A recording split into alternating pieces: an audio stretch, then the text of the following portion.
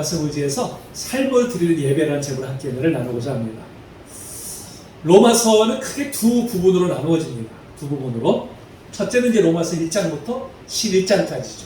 여기는 이제 교회에 대해서 말씀하고 있어요. 특별히 구원받은 교회. 그리고 12장에서 마지막까지는 하나님의 은혜를 받은 성도들이 어떻게 살아야 되는지 바로 실천에 대해서 말씀하고 있어요. 자, 다시 말해서 하나님 무조건의 은혜로 구원받은 성도가 어떻게 살아가는 것이 합당한 모습인지 바로 그것을 이제 12장부터 16장까지 이렇게 말씀하고 있습니다. 자, 그래서 오늘 1절에 보니까 무엇으로 시작합니까? 그러므로 라고 하셨어요. 그러므로. 그러니까 앞에서 1장 12장까지 우리가 어떻게 구원받는지에 대해서 쫙 말씀한 사도가 그러므로. 그러면 그렇게 구원받은 성도가 어떻게 살아야 되느냐? 이것을 이제 우리에게 말씀해 주고 있는 것입니다. 자, 지금까지 우리가 11장까지 쭉 살펴봤지만, 자, 중요한 것만 다시 한번 되짚어 봅니다. 자, 로마서 11장까지 우리가 여러 가지 살펴봤지만, 가장 핵심적인 부분이 무엇일까요? 가장 핵심적인 부분. 자, 제가 로마서 시작할 때 말씀드렸죠? 로마서 핵심 부분이 뭐예요? 바로 이신칭의죠. 이신칭이 뭡니까? 믿음으로 말미암아 우리가 구원에 이르게 된다는 것이죠. 자, 이 말씀 한번 읽어볼까요? 자, 시작. 이는 하나님의 의가 나타나서 믿음으로 믿음에 이르게 하나니 기록된 바 오직 의인은 믿음으로 말미암아 살리라 함과 같으리라. 아멘. 이 말씀이 바로 이신칭, 오직 우리가 믿음으로만 구원받는다 하는 것을 우리에게 말씀해 주고 있습니다. 자, 이렇게 다른 어떤 행실로가 아니라 공로가 아니라 오직 믿음으로만 구원해 주신다는 이 은혜가 얼마나 놀라운지. 그래서 바울 사도가 이 은혜가 얼마나 높고 얼마나 깊고 얼마나 감격스러운지 바로 이 감격을 주체하지 못해서 고백하는 것이 바로 로마서 8장의 말씀입니다. 그렇죠? 8장 말씀 중에 특별히 자, 이 말씀 우리가 한번 같이 읽어볼 텐데요. 이 말씀은 그냥 읽으면 안 되고요. 감격의 차선이 됩니다. 감격의 차선. 자, 읽어볼까요? 시작. 그러므로 이제 그리스도 예수 안에 있는 자에게는 결코 정죄함이 없나니 이는 그리스도 예수 안에 있는 생명의 성령의 법이 죄와 사망의 법에서 너를 해방하였습니다. 그러나 이 모든 일에 우리를 사랑하시로 말미암아 우리가 넉넉히 이기느니라. 내가 확신하노니 사망이나 생명이나 천사들이나 권세자들이나 현재일이나 장래일이나 능력이나 높음이나 깊음이나 다른 어떤 피조물이라도 우리를 우리 주 예수 안에 있는 하나님의 사랑에서 끊을 수 없으리라. 아멘. 여러분, 이 말씀 읽을 때 좀 감격스럽지 않습니까? 그렇죠? 아멘. 감격이 올라요. 그렇습니다. 우리 모두가 공부를 받아 마땅한 죄인들이지만 하나님께서 우리 편에서 아무런 대가를 치르지 않고 오직 예수 그리스도를 믿는 믿음으로만 구원을 얻는 길을 활짝 열어놓으셨어요. 우리 모두가 아무런 공로도 없지만 오직 예수 그리스도를 믿는 믿음으로 우리는 구원받은 줄로 믿습니다. 아멘. 자, 이렇게 믿음으로 구원받는 이 교리는 집으로 말한다면 털을 닦는 거예요. 털. 교리는 뭐예요? 신앙생활의 가장 근간이 되는 것을 말합니다. 따라서 이신칭이 교리를 믿지 않으면 신앙생활 자체가 없는 거예요. 신앙생활 자체가. 여러분, 그럼 털을 닦았으면 이제 해야 할 일이 뭔가요? 그 위에 건물을 올려야 되죠? 그렇죠? 건물을 올려야 되잖아요. 자, 근데 어떤 건물도 그 털을 잘 닦은 후에 그 위에 차근차근히 골조를 세울 때 견고히 세워집니다. 그래서 가장 중요한 게 뭐냐면 털을 잘 닦는 것이죠. 그렇죠? 털을 어떻게 닦느냐에 따라서 그 건물의 내구성이 달라지잖아요. 우리가 정말 이 건물들 가끔가다 보면 무너지는 일들이 일어나잖아요. 다 털을 잘못 닦았기 때문에 그런 일들이 일어나는 것을 보게 됩니다. 자, 그럼 터가 도대체 뭔가? 자, 예수님께서 제자들에게 자, 너희는 나를 누구라고 하느냐 이렇게 물어보셨죠? 그때 베드로가 뭐라고 했습니까? 주는 그리스도시요 살아계신 하나님의 아들이십니다. 이렇게 고백하죠. 자, 이 고백을 들은 주님께서 너무 기뻐하시면서 자, 이렇게 말씀하셨죠? 한번 읽어볼까요? 시작. 또 내가 네게 이르노니 너는 베드로라. 내가 이 반석 위에 내 교회를 세우리니 음부의 권세가 이기지 못하리라. 아멘. 자, 베드로의 원래 이름은 시몬이에요. 시몬. 시몬인데 예수님께서 베드로라는 별명을 붙여주신 거예요. 이 베드로가 원래 페트라는 이 반석이라는 뜻입니다. 반석. 그러니까 지금 예수님께서 이 반석이 다시 말해서 베드로의 신앙 고백 이후에 내 교회를 세우겠다고 말씀하세요. 자, 그럼 왜 베드로가 신앙 고백을 반석이라고 비유하신 것일까요? 무엇 때문에? 여러분, 반석이 지은 어떻습니까? 흔들리지 않고 견고하잖아요. 마태복음 7장에도 보면은 반석 위에 지은 집은 홍수가 나고 바람이 불어닥쳐도 절대 무너지지 않는데, 모래 위에 지은 집은 홍수가 나고 거센 바람이 불어닥치면 쉽게 무너져 버린다고 말씀하고 있잖아요. 그러니까 바로 예수 그리스도를 믿는 믿음으로 구원받는 교리야말로 바로 반석과 같은 바로 믿음의 터라고 말씀드릴 수 있는 것입니다. 자, 이 예수를 믿는 믿음으로 터를 잘 닦았으면, 자, 그 후에 이제 뭘 해야 되죠? 그 다음부터 신앙생활에 집을 지어야 되잖아요.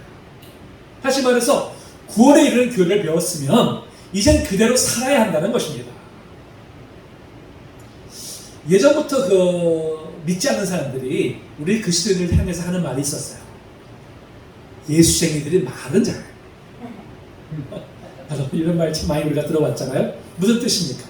말은 던지려겠지 옳은 말만 하는데 자신은 그렇게 살지 않고 있다는 것이죠. 그러니까 우리 그리스도인들이 실제로 말하는 대로 살지 않고 있다는 것입니다. 그러니까 오늘날 우리가 세상에 부끄럽지만 안타깝지만 정말 조롱거리가 되는 이유 중에 가장 큰 이유는 뭐예요? 우리가 말하는 대로 살지 않고 있다는 것입니다. 여러분, 말이 능력을 갖기 위해서는요, 무엇보다도 말하는 사람이 말하는 대로 살아야 됩니다. 말씀을 전한 저도 물론 연약한 자입니다. 연약한 자이지만 그래도 정말 말씀대로 살려고 꾸준히 애를 써요. 힘을 씁니다. 여러분, 제가 강단에서 아무리 정말 설교를 잘한다고 할지라도 제 삶에서 그렇게 살고 있지 않다면 무슨 능력이 있고 무슨 권위가 있겠어요? 그렇지 않습니까? 그래서 저도 제 자신 많이 부족하지만 그래도 말씀대로 살려고 애를 써요. 제가 전한 말씀대로 살려고 힘을 씁니다. 근데 저만이 아니라 예수 믿고 따르는 우리 모든 성도님들이 다 어떻게 해요? 말씀대로 살려고 힘을 써야 되죠. 여러분, 하나님께서 우리에게 말씀을 주시면 듣는 것으로 만족하라는 것이 아니라 그대로 살려고 하는 것입니다. 아무리 말씀을 많이 알고 있다 할지라도 그 말씀대로 살지 않으면 헛된 지식에 불과해요. 그래서 성경 우리에게 누누이 말씀대로 살도록 우리에게 요구를 하고 있는 것입니다. 자, 로마서를 제가 강의하면서 누누이 말씀드리지만 여러분, 믿음과 순종은 절대 별개가 아니에요. 자, 구원과 삶, 진리와 순종은 별개가 아니라 마치 동전의 양면처럼 본적으로 하나입니다. 자, 바울 사도가 로마서에서 말씀하는 이 믿음, 우리를 구원하게 하는 믿음은요, 어떤 믿음이라고 했습니까? 순종이 따르는 믿음이에요. 자, 이 말씀 제가 계속 강조했었죠? 다시 한번 또 읽어볼까요? 자, 시작. 그로 말미암아 우리가 은혜와 사도의 직분을 받아 그의 이름을 위하여 모든 이방인 중에서 믿어 순종하게 하나니 모든 민족이 순종하게 하시려고 알게 하신 바 그 계시의 신비를 따라 낸 것이니 이 복음으로 너희를 능히 견고하게 하실. 아멘. 자, 바울사는 로마서를 시작하면서 또 끝을 맺으면서 믿어 순종이라는 동일한 단어를 사용하고 있어요. 자, 이것이 이 수학적 기법이라고 했죠. 바로 수미상관법이라고 합니다. 수미상관법. 영어로 인클루지오라고 하는데요. 이 어떤 글을 시작하면서 처음과 마지막에 동일한 단어를 둠으로 인해서 그 내용에서 뭘 말하고 하는지를 이제 밝히는 기법이 바로 수미상관법입니다. 그러니까 바울 사도는 지금 로마서를 쓰면서 자신이 로마서에서 말하는 그 믿음, 우리로 하여금 구원에 이르게 하는 믿음, 이 믿음이 어떤 믿음이냐? 순종하는 믿음이다 하는 것을 이 수미상관법을 통해서 분명히 밝히고 있는 것입니다. 그러니까 믿음은 결코 관념적인 것이 아니에요. 그저 우리가 입술로만 고백한다고 그것이 믿음이 아니라는 것입니다. 어떤 믿음이에요? 하나님 뜻에 순종하는 믿음. 순종에 따르는 믿음이 바로 우리로 하여금 구원에 이르게 하는 믿음이라는 것을 분명히 말씀하고 있는 것입니다. 여러분, 그래서 순종에 따르지 않는 믿음은요, 거짓 믿음이고요, 우리를 구원에 이르게 하지 못합니다. 야고보서도 이렇게 말씀했잖아요. 또 읽어봅니다. 시작. 이와 같이 행함이 없는 믿음은 그 자체가 죽은 것이라 영혼 없는 몸이 죽은 것 같이 행함이 없는 믿음은 죽은 것입니다. 아멘. 행함이 없는 믿음은 죽은 믿음이에요. 내가 아무리 예수 믿습니다 하고 고백할지라도 내 삶에 순종하는 모습이 따르지 않는다면 그것은 헛된 고백에 불과하다는 것입니다. 여러분, 그래서 우리가 이 구원받았다고 우리가 나는 이제 고백했으니까 나는 구원받았어. 여러분, 이렇게 우리가 만족할 것이 아니라 늘 우리의 삶을 돌아봐야 돼요. 우리의 삶을. 내가 정말 하나님 뜻대로 살고 있는지, 내가 정말 순종한 삶을 살고 있는지 늘 돌아봐야 됩니다. 여러분, 사실 우리가 하나님의 놀라운 은혜로 구원받았다는 걸 깨달았다면 어떻게 이 은혜를 내려주신 하나님의 뜻을 우리가 외면할 수 있겠어요? 어떻게 우리가 그 뜻대로 살지 않을 수 있겠습니까? 어떻게 우리가 순종하지 않을 수 있겠어요? 그래서 구원받은 성도답게 이제 내 뜻대로가 아니라 하나님 뜻대로 순종하며 살겠습니다. 이렇게 결단하며 하나님께 나가는 성도님 되시기를 축복합니다. 아멘. 자, 그러면 구원받은 성도의 삶은 어떻게 될까요? 어떤 삶이 될까요? 자, 오늘 1절에서 뭐라고 말씀합니까? 그러면 형제들, 내가 하나님의 모든 자비하심을 너희 권하노니 너희 몸을 하나님 기뻐하신 거룩한 삶 제물로 드리라. 이는 너희가 드릴 영적 예배입니다. 자, 구원받은 자의 삶은 마땅히 하나님이 기뻐하시는 삶이 되어야 됩니다. 그렇죠? 내가 기뻐하는 삶이 아니라 하나님이 기뻐하시는 삶이 되어야 되죠. 자, 그렇다면 어떤 삶이 하나님이 기뻐하시는 삶일까요? 어떤 삶이요?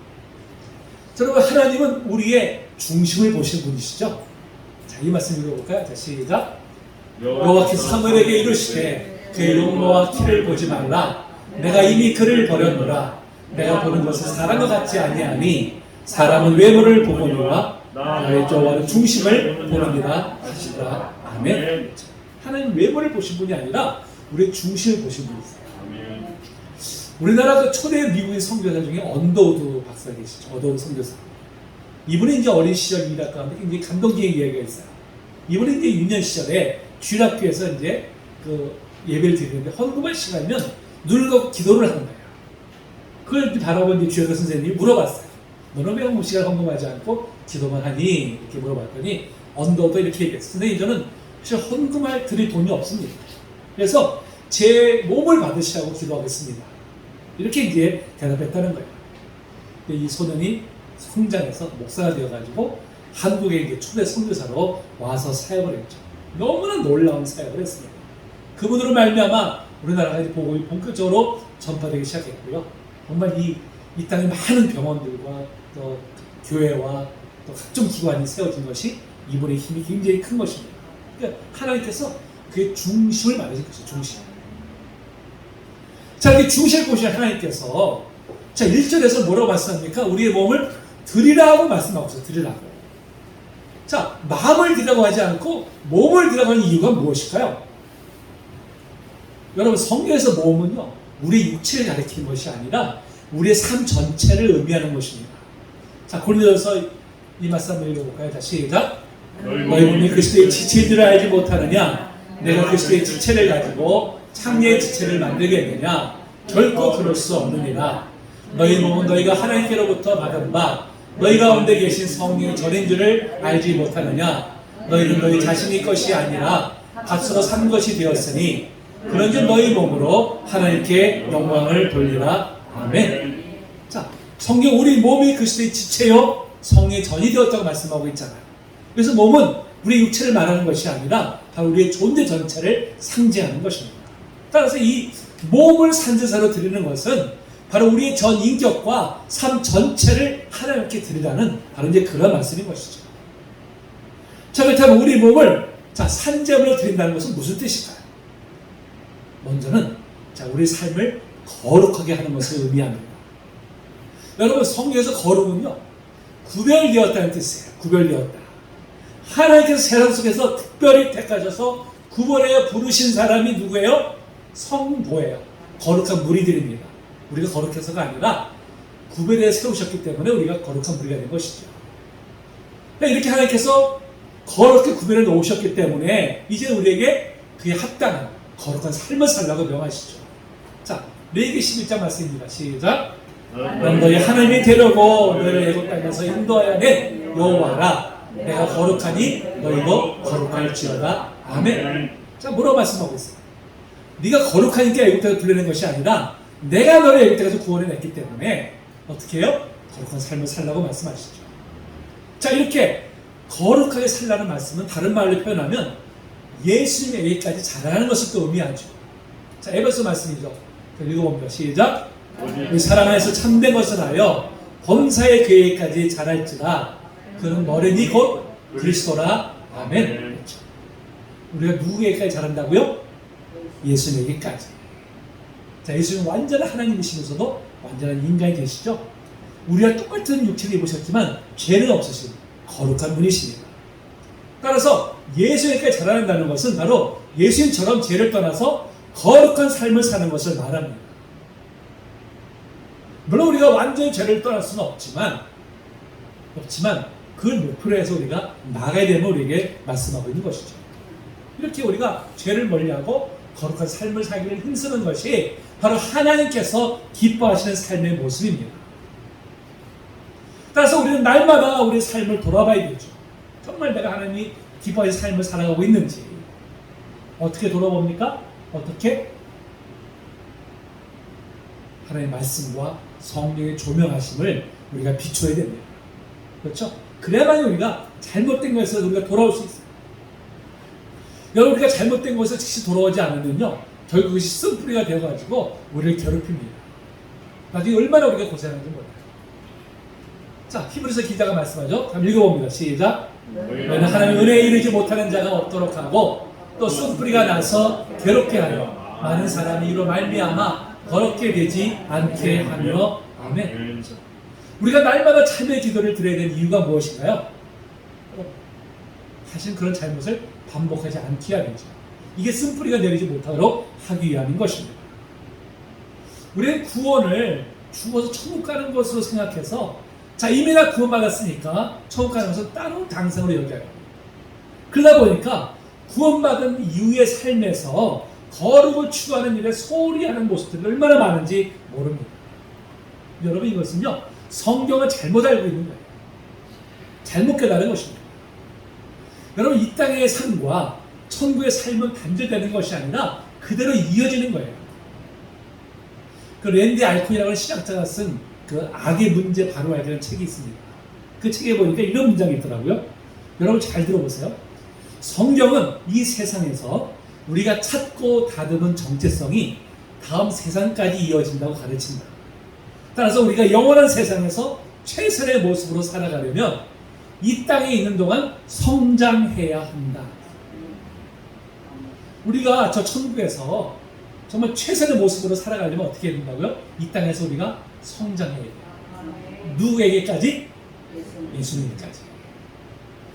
우리가 이 땅에서 거룩을 지향해야 되는 이유가 바로 여기에 있는 것입니다. 자, 다음으로 우리 몸을 산제사로 드리는 것을 또 의미해요. 자, 산제사란 뭘까요? 자, 제물로 죽은 거잖아요. 근데 왜 산제물이라고 했을까요? 거기다가 바로 생명의 에너지를 가득히 채워서 드리는 제사. 그것이 바로 이제 산제사죠. 바로 우리의 삶을, 최선의 삶을 하나님께 드리는 것을 이제 의미하는 것입니다. 최고의 삶을 하나님께 드리는 것을 의미합니다. 여러분, 어떤 삶이 최선의 삶일까요? 어떤 삶이 최고의 삶일까요? 바로 우리에게 영생을 주신 하나님만을 알아보며 오직 하나님께만 순종할 삶을 말합니다. 자르나 우르나 치우치지 아니하고 오직 생명을 주신 하나님께만 의지하는 삶을 말하죠. 무조건 은혜를 베풀어 주신 하나님으로 기뻐하며 감사하는 삶을 말합니다. 자, 우리 성도님들 하나님을 사랑하십니까? 아멘. 왜 사랑하세요? 왜? 나에게 천국을 주셔서 그렇습니까? 내가 원하는 모든 걸 다 채워주시기 때문입니까? 여러분, 무언가 나에게 주신 선물이 있기 때문에 하나님을 사랑한다면 여러분, 그건 진정으로 하나님을 사랑하는 것이 아닙니다. 여러분, 부모를 사랑하는 것이 부모가 나한테 무언가를 해준 것이 있기 때문에 사랑해서라면 여러분, 그것이 사라져버린다면 부모를 사랑할 수 있겠습니까? 아니잖아요. 마찬가지죠. 하나님을 사랑함이 나에게 주신 무엇 때문이라면 여러분, 그것이 사라질 때 사랑도 소멸되기 때문에 하나님을 진정으로 사랑하는 것이 아닙니다. 하나님을 진정으로 사랑함은 무슨 선물 때문이 아니라 바로 나를 지으시고 나를 구원하셨기 때문이죠. 자, 다니엘의 세 친구가 느부갓네살이 만든 신상에 절을 하지 않는 것을 해서 죽을 위기에 처합니다. 느부갓네살이 지금이라도 신상에 절을 하면 내가 너희를 살려주겠다고 얘기하죠. 그때 다니엘 세 친구가 뭐라고 대답합니까? 자, 읽어볼까요? 자, 시작. 왕이 우리가 섬기는 하나님이 계시다면 우리를 맹렬히 타는 투물불 가운데서 능히 건져내시겠고 왕의 손에서도 건져내시리라. 그렇게 하지 아니하실지라도 왕이여 우리가 왕의 신들을 섬기지도 아니하고 왕이 세우신 그 신상에게 절하지도 아니할 줄을 아옵소서. 아멘. 그렇게 하지 아니하실지라도. 예전에 개혁성경에는 그리 아니하실지라도 이렇게 번역했었죠. 여러분 그렇죠. 우리 신앙은 뭐예요? 그리 아니하실지라도죠. 그리 하시기 때문에가 아니라 그리 아니하실지라도. 오직 하나님만 사랑하겠습니다. 이것이 진정한 사랑 아니겠습니까? 여러분 이것이 바로 하나님이 기뻐하시는 삶의 모습인 줄로 믿습니다. 자, 이렇게 우리 몸을 거룩하게 구별하고 산 제물을 하나님께 드린 것을 자 오늘 1절에서 뭐라고 표현합니까? 영적 예배라고 말씀하고 있어요. 영적 예배. 바로 우리의 삶 자체가 하나님의 기뻐 받으신 예배가 되음을 말씀하고 있습니다. 자 여러분 예배와 삶을 구별하는 것은요 이원론적인 신앙이에요. 이건 잘못된 신앙입니다. 여러분 우리 삶 자체가 예배예요. 삶 자체가 삶의 예배입니다. 어떻게 우리 삶의 예배가 될 수 있습니까? 어떻게? 하나님을 영화롭게 한 모든 것이 바로 예배이기 때문이죠. 여러분 하나님의 성도들이 모여서 어떤 의식을 갖춰서 드리는 예배를 가장 기뻐하십니다. 이렇게 모여 드리는 예배. 하지만 우리가 세상 속에서도 구별된 거룩한 모습으로 살아갈 때 바로 그를 통해서 영광을 받으세요. 우리의 삶 속에서 거룩을 지향하는 목적은 바로 그를 통해 하나님 앞에 영광을 올려드리기 때문입니다. 그래서 우리가 6일 동안 삶으로 예배를 드리다가 그렇게 산 삶을 가지고 주일에 주 앞에 나와서 전체를 드리는 것이 그게 바로 온전한 예배예요. 6일 동안 하나님과 아무런 상관없이 살다가 주일에만 교회에 와서 아무리 경건의 의식을 가지고 예배를 드린다고 할지라도 여러분 그 예배는 하나님이 기뻐 받으신 예배가 결코 아닌 것입니다. 주일 예배는 6일 동안의 삶의 예배의 정점이지 결코 삶과 분리된 것이 아니라는 것입니다. 그래서 여러분 영적 예배는요 삶 속에서 하나님이 기뻐하시는 삶을 살기 위해 힘쓰는 것을 말합니다. 어떤 것이 기뻐하는 삶입니까? 바로 하나님 나라를 위한 섬김과 거룩한 삶과 이웃을 향한 긍휼을 베푸는 데 힘쓰는 것입니다. 우리의 도움을 필요하는 이웃에게 작은아마 도움을 베푸는 것이 하나님께 드리는 예배가 되는 거예요. 그래서 우리가 물질로 도우는 것도 있을 것이고요. 이웃의 고통에 우리가 귀를 기울이는 것도 있을 것입니다. 그들을 위해서 기도하는 것도 있을 거예요. 여러분 우리는 무언가 하나 앞에 크게 쓰임받는 것이 하나님을 온전히 섬기는 것이다 이렇게 생각을 하잖아요. 그래서 목회자나 성도서로 파송된 분들만 정말 하나님께 귀하게 쓰임받는 분들이다 이런 생각들을 합니다. 물론 그분들이 큰 일을 감당하고 있는 것은 맞죠. 그러나 여러분 각자의 일상생활 속에서 자신에게 주어진 일에 최선을 다하면서 그를 통해 하나님께 영광을 돌리는 사람도 하나님은 크게 여기시고요 귀하게 여기십니다. 사람마다 주어진 은사가 다르고 직분이 다 달라요. 누구든지 주어진 일에 하나님의 뜻 안에서 최선을 다하는 것이야말로 그것이 하나님의 뜻을 이루는 것이고요 하나님 받으실 합당한 봉사가 되는 것입니다. 그래서 하나님 앞에서는요 하찮은 일이란 없어요.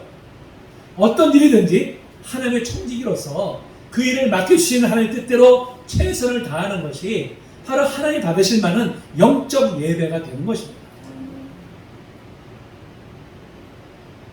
늘 제가 말씀드리잖아요. 저는 성지자라는 말을 제가 굉장히 싫어합니다. 성지자라는 말은 목사만 거룩한 것처럼 이렇게 성도는 거룩하지 않습니까? 다 거룩한 무리들이잖아요. 성도님들이 삶 속에서 하는 모든 일들이 다 그것이 누구의 해를 끼치지 않는다면 불법이 아니라면 다 하나님께서 받으시는 귀한 모습인 것입니다. 여러분 우리는 종교인이 되어서는 안 돼요. 종교인은 뭐예요?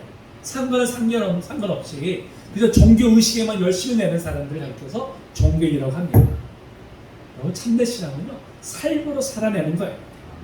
삶에서 우리를 향한 하나님의 뜻을 살아내는 참된 신앙의 길을 걸어가는 우리 성도님 되시기를 축복합니다. 자 그럼 우리의 삶이 자, 하나님이 받으실 만한 영적 예배가 되기 위해서는 그럼 우리가 어떻게 해야 될까요? 어떻게? 자, 2절 말씀 다시 한번 읽어볼까요? 자, 시작. 너희는 이 세대를 본받지 말고 오직 마음을 새롭게 함으로 변화를 받아 하나님의 선하시고 기뻐하시고 온전하신 뜻이 무엇인지 분별하도록 하라.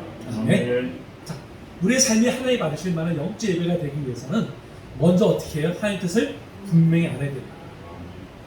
자, 그럼 하나님의 뜻이 무엇입니까? 하나님의 뜻이 여러 가지 있겠지만 이 땅에 하나님의 나라를 이루는 일입니다. 하나님 나라는 어떤 나라인가요? 하나님 나라가 바로 하나님의 통치에 순종하는 사람들이 일어나서 세상과 구별된 삶을 살기를 힘쓰면서 서로를 눌러 이기는 경쟁이 아니라 서로를 보듬고 함께 더불어 살아가는 나라. 그것이 바로 하나님 나라예요. 바로 이러한 나라를 만들기 위해서 힘쓰는 것이 하나님의 뜻을 이루는 것이고요.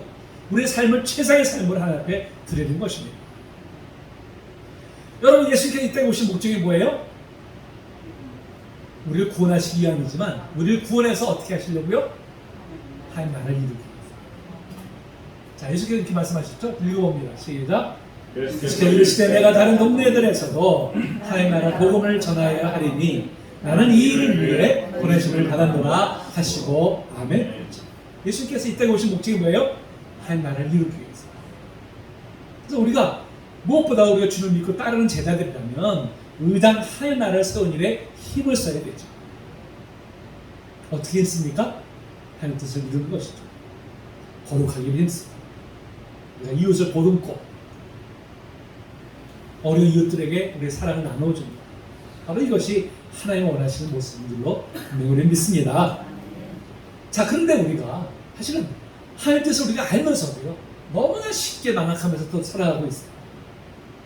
왜 그렇습니까? 영적 분별력이 없기 때문이에요. 주님, 우리가 스스로 조심하지 않으면 마음이 둔해진다고 경고하고 계십니다. 이렇게 말씀하고 있잖아요. 너희는 스스로 조심하라. 그렇지 않으면 방탕함과 술 취함과 생활의 염려로 마음이 둔하여지고 뜻밖의 그날이 덕터같이 너에게 임하리라 말씀하고 있습니다. 자, 그러면 어떻게 우리가 마음이 둔해지지 않고 영적 분별을 가질 수 있을까요? 어떻게 하면? 자, 먼저 세상을 본받지 말아야 됩니다.